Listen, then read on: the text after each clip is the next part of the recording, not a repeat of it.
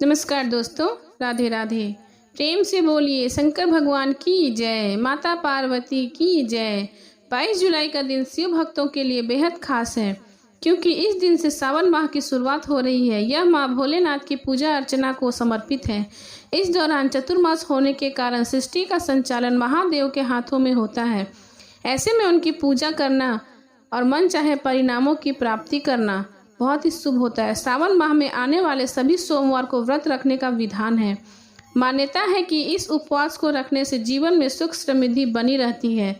इसके अलावा कुंवारी कन्याओं के लिए यह व्रत बेहद खास होता है।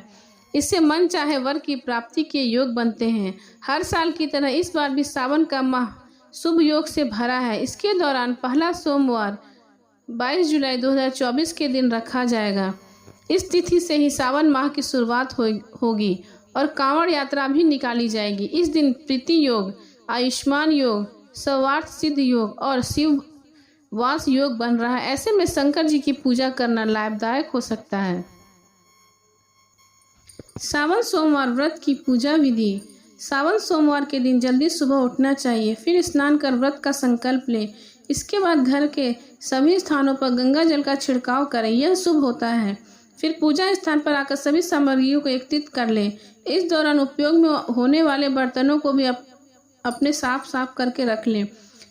फिर विधि पूर्वक भगवान शिव का अभिषेक करें। इसके बाद उन्हें फल, पुष्प, धूप, बेलपत्र, अक्षत आदि से पूजन करें। फिर भगवान शिव का नाम लेते हुए देसी घी का दीपक जलाएं। इस दौरान शिव जी के मंत्रों का जाप करें। ओम नमः शिवाय। इससे सकारात्मकता का स्तर बढ़ता है। अंत में शिव जी की आरती करें। फिर जीवन में सुख समृद्धि की कामना करते हुए महादेव का आशीर्वाद लें।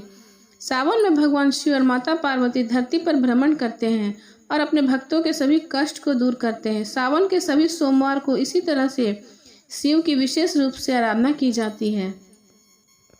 सावन के सोमवार की व्रत कथा। एक नगर में बहुत धनवान साहूकार रहता था, परंतु उसे कोई संतान नहीं था। वह बहुत दुखी रहता था। वह हमेशा इसी चिंता में रहता। पुत्र प्राप्ति के लिए वह प्रत्येक सोमवार शिव जी का व्रत और पूजन किया करता, जिसकी भक्ति भाव को देखकर माता पार्वती ने शिव जी से कहा कि यह साहूकार आपका बहुत बड़ा भक्त है। यह बहुत लगन से आपकी पूजा करता है। आपको इसकी मनोकामना पूर्ण करनी चाहिए। शिव ने माता से कहा, हे पार्वती, यह संसार कर्म क्षेत्र है। जो इस संसार में जैसा कर्म करता है वैसा ही फल भोगता है। परंतु माता पार्वती की जिद के सामने शिव जी को झुकना पड़ा। भगवान शिव ने कहा कि इसके भाग्य में पुत्र न होने पर भी मैं इसको पुत्र की प्राप्ति का वर देता हूँ, परंतु यह पुत्र केवल 12 वर्ष तक ही जीवित रहेगा। माता पार्वती और शिव की सभी बातें सुनकर साहूकान को सपना आया, जिसकी वजह से ना उसे खुशी मिली और ना ही दुख हुआ। हालांकि वह पहले की तरह भगवान शिव जी का व्रत और पूजन करता रहा। कुछ समय के बाद उसे सुंदर पुत्र की प्राप्ति हुई। साहूकार के घर में खुशी जा रही थी, पर उसे कोई प्रसन्नता नहीं थी। जब लड़का 11 साल का हुआ तो वह उसे पढ़ने के लिए पुत्र को काशी भेज दिया। साहूकार के साथ बालक के मामा को भी भेजा गया। साहूकार ने अपने साले से कह दिया कि रास्ते में जिस स्थान पर भी जाओ वहाँ यज्ञ तथा ब्राह्मणों को भोज कराते जाओ।